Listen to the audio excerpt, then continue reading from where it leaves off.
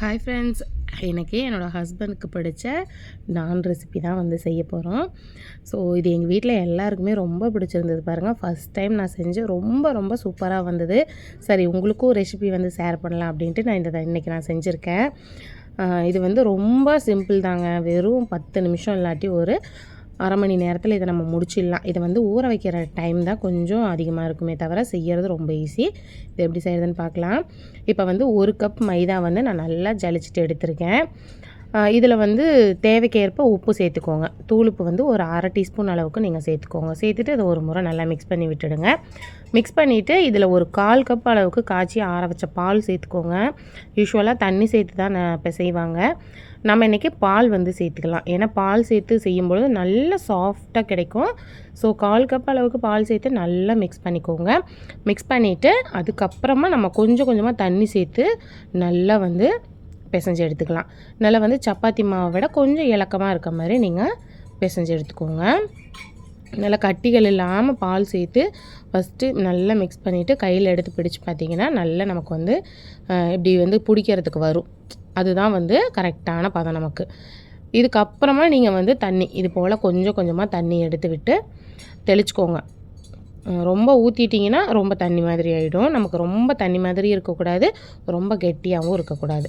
So கொஞ்சம் கொஞ்சமாக தண்ணி தெளித்து தண்ணி தேவையான அளவு விட்டு நீங்கள் மாவு வந்து நல்லா பிசைஞ்சுக்கோங்க. மாவு வந்து எந்த அளவுக்கு நீங்கள் பிசையணும் அப்படின்னா நல்லா வந்து ஒரு 10 நிமிஷமாவது நீங்கள் இது போல் இழுத்து நீங்கள் பிசைஞ்சுக்கணும். நல்லா கைவிடாமல் நீங்கள் வந்து இது போல் இழுத்து பிசைஞ்சிங்கன்னா நல்லா மாவு சாஃப்டாக கிடைக்கும். நல்லா ஒரு 10 நிமிஷம் இதை வந்து மாவு நல்லா பிசைஞ்சிட்டு இதில் வந்து ஒரு குழிக்கரண்டி அளவு நான் வந்து எண்ணெய் சேர்த்துருக்கேன். நார்மலாக யூஸ் பண்ணுற எண்ணெய் தான், வீட்டில் சமையலுக்கு யூஸ் பண்ணுவோம் பாருங்கள், அந்த எண்ணெய் சேர்த்து நல்லா வந்து இது போல் இழுத்து பிசைஞ்சுக்கோங்க. நல்லா வந்து அந்த எண்ணெய் வந்து மாவில் நல்லா மிக்ஸ் ஆகிடும். கொஞ்சம் கூட கையில் வந்து எண்ணெய் இருக்காது, அந்த அளவுக்கு நல்லா மிக்ஸ் ஆகிடும். ஸோ இப்போ மிக்ஸ் பண்ணிவிட்டு இதை வந்து நல்லா உருண்டை பிடிச்சிடுங்க. இந்த மாதிரி உருண்டை பிடிச்சி மேலே கொஞ்சம் எண்ணெய் அப்ளை பண்ணி இதை வந்து மூடி போட்டு விட்டுடுங்க. இதை வந்து ஒரு 1/2 hour வந்து நம்ம ரெஸ்ட்டில் விட்டுடலாம். அரை மணி நேரத்துக்கு அப்புறம் பார்த்திங்கன்னா இது பாருங்கள், இது போல் சாஃப்டாக மாவு கிடைக்கும்.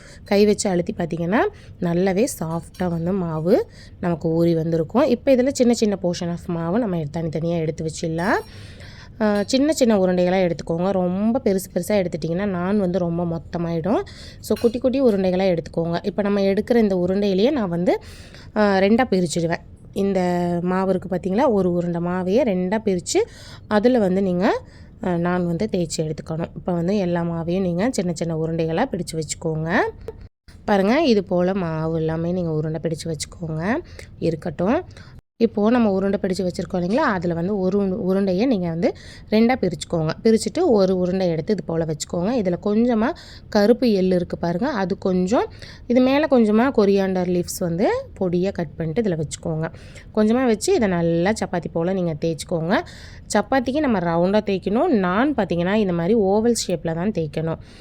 இது போல் நல்லா வந்து மெலிசாக தேய்ச்சிக்கோங்க. எவ்வளோ முடியுமோ அவ்வளோ வந்து மெலிசாக தேய்ச்சிக்கோங்க. ரொம்ப மொத்தமாக போட்டோம் அப்படின்னா அது வந்து ரொம்ப சாஃப்டாக வரும். ஆனால் பார்த்திங்கன்னா ரொம்ப திக்னஸாக இருக்கும்பொழுது நம்மளால் சாப்பிட முடியாது. ஸோ எவ்வளோ மெலிசாக முடியுமோ அவ்வளோ மெலிசாக நீங்கள் தேய்ச்சிக்கிட்டிங்கன்னா நமக்கு சாப்பிட்றதுக்கும் நல்லாயிருக்கும், ரொம்பவும் சாஃப்டாகவும் இருக்கும். இப்போ வந்து நம்ம திருப்பி விட்டு நான் வந்து இன்னொரு பக்கமும் நல்லா வந்து தேய்ச்சிக்கிறேன். ஒரு பக்கமே நீங்கள் வந்து நல்லா மெலிசாக தேய்க்க முடியும்னா நீங்கள் தேய்ச்சிக்கோங்க. நான் வந்து 2 பக்கமும் திருப்பி போட்டு நல்லா வந்து மெலிசாக தேய்ச்சிட்டேன். இப்போது நம்ம எள் அண்ட் கொரியாண்டர் லீவ்ஸ் வச்ச அந்த பகுதியை திருப்பி போட்டுக்கோங்க. திருப்பி போட்டுட்டு மேலே வந்து ப்ளைனாக இருக்குது பார்த்திங்களா, அந்த சைடு நீங்கள் தண்ணி வந்து அப்ளை பண்ணிக்கோங்க. மாவு மேலே தண்ணி தொட்டு இந்த மாவு ஃபுல்லாக ஸ்ப்ரெட் பண்ணிக்கோங்க. தண்ணி அப்ளை பண்ணிவிட்டு ஸ்டவ் ஆன் பண்ணி ஒரு இரும்பு தோசைக்கல் வச்சுக்கோங்க. கல் ஆல்ரெடி நான் சூடு பண்ணி வச்சுருக்கேன். நல்லா ஒரு 2 நிமிஷம் ஹை ஃப்ளேமில் வச்சு சூடு பண்ணிங்கன்னா நல்லா சூடாயிரும். சூடு பண்ணியிருக்க அந்த தோசைக்கல்லில் நம்ம ரெடி பண்ணி வச்சுருக்க அந்த நான் வந்து சேர்த்துக்கோங்க. ஈரம் பண்ணின பாருங்கள், அந்த பகுதியை வந்து நீங்கள் தோசைக்கல் மேலே வச்சிடணும். மேலே எள் போட்டிருக்கோம் இல்லையா, அது வந்து மேல் சைடு வர மாதிரி. இப்போ நம்ம வந்து நான் சேர்த்துட்டு 1 நிமிஷம் வந்து ஹை ஃப்ளேமில் வச்சு நல்லா குக் பண்ணிங்கன்னா அடிப்பக்கம் வெந்துடும். இப்போ மேல் பக்கம் நமக்கு அந்த நான் மாதிரி வெந்து வரணும் இல்லையா, அதுக்கு நீங்கள் தோசைக்கல்ல இந்த மாதிரி தீயில் வந்து காட்டுங்க. குப்புறம் நம்ம நான் வந்து காட்டணும். ஒரு 2 நிமிஷம் நீங்கள் இது போல் குக் பண்ணினீங்கன்னா இந்த மாதிரி நமக்கு அந்த மேலே நான் போல் நல்லா வந்து வெந்து வந்துடும். அதுக்கப்புறம் நீங்கள் இப்போ நான் வச்சு குக் பண்ணுற மாதிரி திருப்பி வச்சு குக் பண்ணிக்கோங்க.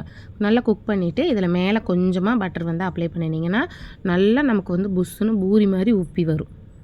இப்படி வந்துட்டாலே நமக்கு வந்து சூப்பராக வெந்து வந்துடுச்சுன்னு அர்த்தம். பட்டர் கொஞ்சம் அப்ளை பண்ணிவிட்டு தோசைக்கல்லேருந்து நான் வந்து நம்ம வெளியில் எடுத்து வேறு ஒரு பிளேட்டுக்கு மாற்றி வச்சுக்கலாம். பாருங்கள், இப்போ ரெடி ஆகிடுச்சு. இதை வந்து வேறு ஒரு பிளேட்டில் வச்சுட்டு மீதம் இருக்கிற எல்லா நானையும் நம்ம இதே போல் மறுபடியும் நம்ம சுட்டு எடுத்துடலாம். நீங்கள் வந்து தோசைக்கல் திருப்பி ஃப்ளேமில் காட்டும் பொழுது 2 பக்கம் ஒரு டவல் வச்சு பிடிச்சிக்கோங்க, இல்லாட்டி கை வந்து சூடு வரும். அந்த மாதிரி நீங்கள் சூடு வரும்பொழுது 2 பக்கம் தோசைக்கல் கைப்பிடியில் துணி வச்சு பிடிச்சிக்கோங்க. கொஞ்சம் கவனமாக சேஃபாக செய்யுங்க. கை வந்து நெருப்பு வந்து கையில் படும். ஸோ கவனமாக செய்யுங்க. நான் சுட்டெடுக்கும் பொழுது கொஞ்சம் கேர்ஃபுல்லாக சுட்டெடுங்க. அவ்வளோதான். இதே போல் மீதம் இருக்க எல்லா நானையும் சுட்டு எடுத்துக்கோங்க. இப்போ நான் வந்து எல்லாமே இதே போல் நான் ரெடி பண்ணிக்கிறேன். ஸோ அவ்வளோதான். ரொம்ப ரொம்ப சிம்பிளாக வீட்லேயே செய்யலாங்க. இதை ஹோட்டலில் தான் நம்ம வந்து சாப்பிட முடியும் அப்படின்லாம் கிடையாது. வீட்லேயே நம்ம சூப்பராக செஞ்சு சாப்பிட்லாம். இதுக்கு வந்து நான் டர்க்கி சிக்கன் வந்து செஞ்சுருக்கேன். இந்த சிக்கனோட ரெசிபி வீடியோ நான் வந்து நாளைக்கு உங்களுக்கு நான் போஸ்ட் பண்ணுறேன். ஸோ ரொம்ப ஈஸியாக செஞ்சாச்சு. இந்த வீடியோ உங்களுக்கு பிடிச்சிருக்குன்னு நினைக்கிறேன். வீடியோ பிடிச்சிருந்தா லைக் பண்ணி ஷேர் பண்ணி கமெண்ட் பண்ணுங்கள். அண்ட் மறக்காமல் நம்ம சேனலை சப்ஸ்கிரைப் பண்ணி பக்கத்தில் இருக்க பெல் ஐக்கானை கிளிக் பண்ணி வச்சுக்கோங்க. கூடவே ஆளுங்கிற ஆப்ஷனையும் கிளிக் பண்ணிக்கோங்க. அப்போ தான் நான் போடுற வீடியோ உங்களுக்கு நோட்டிஃபை ஆகும். இதே போல் நிறைய வீடியோ நம்ம சேனலில் இருக்குது, செக் பண்ணி பாருங்கள். உங்களுக்கு யூஸ்ஃபுல்லாக இருக்கும். அடுத்த ஒரு வீடியோவில் பார்க்கலாம்.